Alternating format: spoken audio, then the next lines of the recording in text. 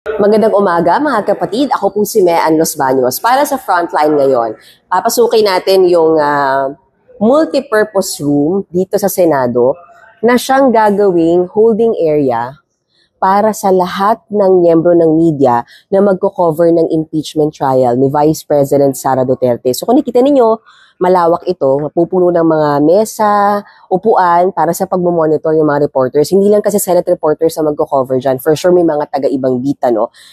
Dito rin mangyayari, yan, lahat ng press conferences, either by prosec or by prosecution or by defense, and then live reports din ng mga reporters.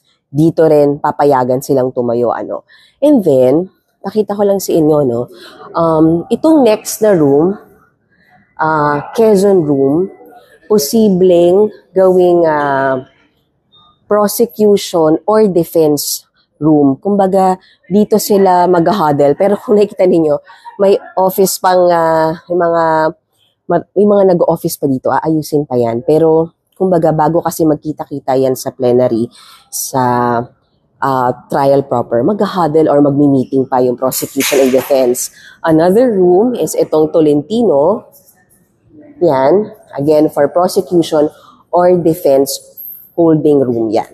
So far, yun yung mga paghahanda ng Senado, dahil sa June 2, inaasahang pupunta dito yung mga miyembro ng prosecution para basahin yung charges, articles of impeachment against kay VP Sara. And then June 3, next week, Tuesday, ay i-convene yung impeachment court kung saan manunumpa na yung mga senator judges o yung mga senador na tatayong senator judge. So, babalik ako para sa update.